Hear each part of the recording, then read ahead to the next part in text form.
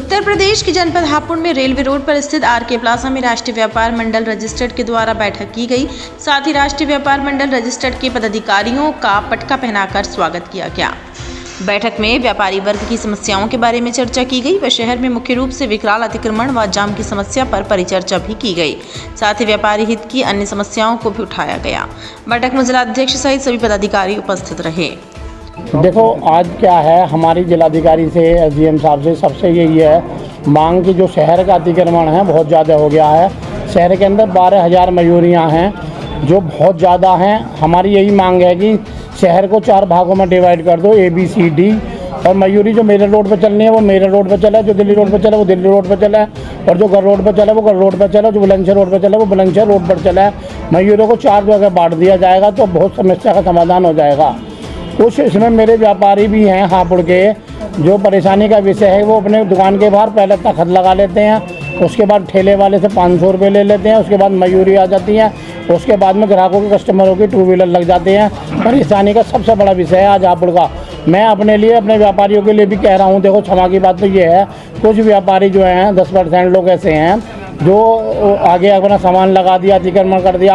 हापुड़ में भगत जी हलवाई की शॉप से लेकर गोल मार्केट तक इतना अतिक्रमण है कि आप ये समझ लो कि 15 मिनट लग जाएंगे। 15 मिनट में हम पलक पे पहुंच जाते हैं, 10 मिनट में पलक पे पहुंच जाएंगे, आधा घंटे में हम गाजियाबाद पहुंच जाते हैं। गोल मार्केट भगत जी हलवाई से आने के बाद में रेलवे रोड चौकी तक 10 मिनट लग जाते हैं। अगर प्रशासन से यही मांग है हमारी, उनसे नर्म निवेदन है कि आप हमारी समस्याओं का समाधान करें। और व्यापार मंडल हमेशा कंधे से कंधा लगा के, व्यापार मंडल को हमेशा प्रशासन का सहयोग करता है, वो अब हमारा सहयोग करें, शहर को एक अच्छा बनाएं। और अभी पिछले दिनों दैनिक जागरण में भी वार्ता हुई थी, दैनिक जागरण वालों ने गोष्ठी रखी थी, मैं भी उसमें बुलाया गया था और आरके प्लाजा में उनकी मीटिंग रखी गई थी। मैंने एसडीएम साहब से भी इस बात की मांग करी थी और एसडीएम साहब ने भी कहा था इस बात के लिए कि मैं अपनी वाइफ के साथ 2 व्हीलर से जाता हूँ, इस वजह से मंदिर वगैरह मैं गाड़ी से नहीं जा पाता।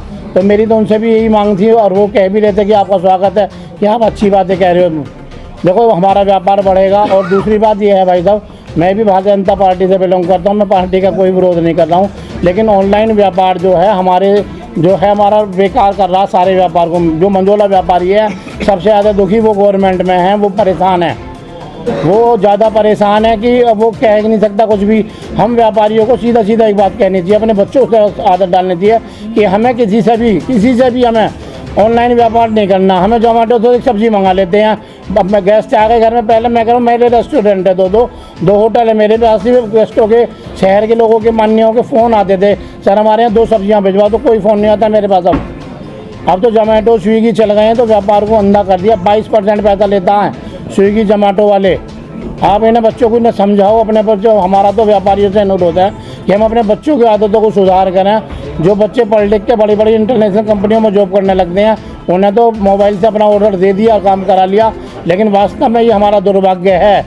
हम अपने बच्चों को इस बात की जो शिक्षा देनी ही पड़ेगी कि कम से कम ऑनलाइन जो देखो, ऐसा होता है कि प्रधानमंत्री के साथ में बहुत सारी मजबूरियाँ होती हैं, विदेश समझौते होते हैं और सब पर जाकर बोलना पड़ता है, उन्हें संधियों पर साइन करने पड़ते हैं। और मोदी जी तो खुद कहते हैं लोकल फॉर वोकल। पहले आप अपने वोकल को ध्यान दो, लोकल को ध्यान दो। आप मल्टीनेशनल कंपनी से मत खरीदो सामान, लेकिन प्रधानमंत्री के साथ ही मजबूरी होती है, भाजपा के साथ भी मजबूरी होती है। और आप सीधा अगर हम अपनी आदतों को सुधार करेंगे तो बहुत अच्छा रहेगा। KAN न्यूज़ के लिए हापुड़ से पंकज सैनी की रिपोर्ट।